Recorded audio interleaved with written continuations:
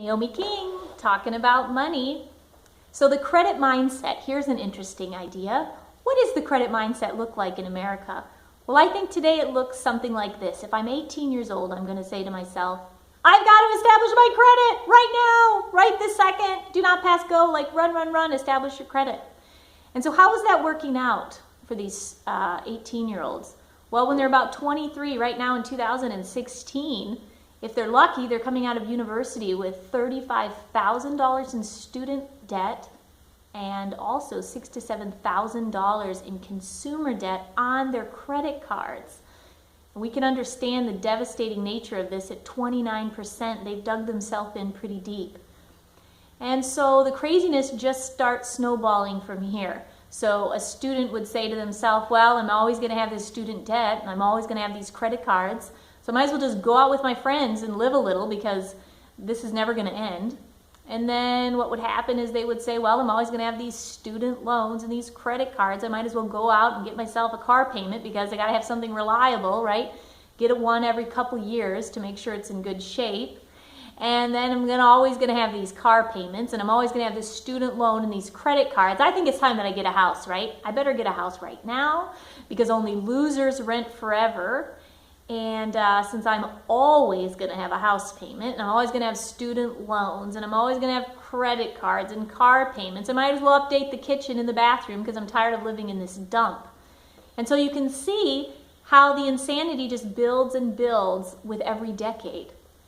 Now, if this person had done their minimum payments every month on time, even though they have tons of stress beyond belief in their household, they would have an awesome credit score. They would have in the high 700s because they have not missed a payment. They are handling their debt well, according to the creditors, and they are what's known as an awesome asset to them in their profit margins, and so they would have an awesome FICO score.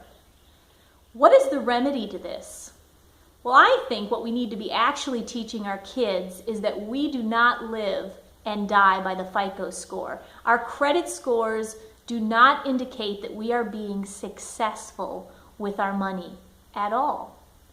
Being successful with money means that you actually have some, and this person really doesn't have any. I think they need to be hearing stories kind of like what my husband and I experienced, is that when we were 27 years old and just starting out, we were looking for our first apartment as a newly married couple.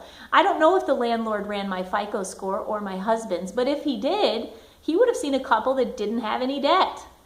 I had been out of my student debt for about 1.5 years at that point, and my husband had never had any student debt at all.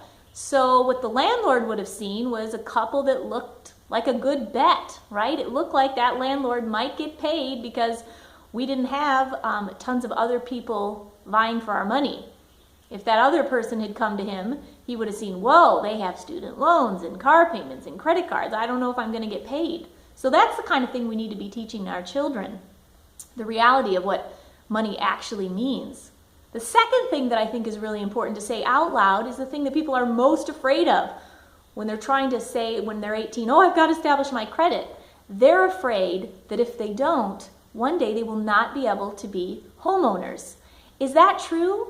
That is not true, okay? That is not true. Did you know that today, if you wanted to get a mortgage and you had never taken out a single loan, you had a 0 FICO score, that's what I'm aiming to have in about 1.5 years. If you had a 0 FICO score, you could get a mortgage. It is called manual underwriting.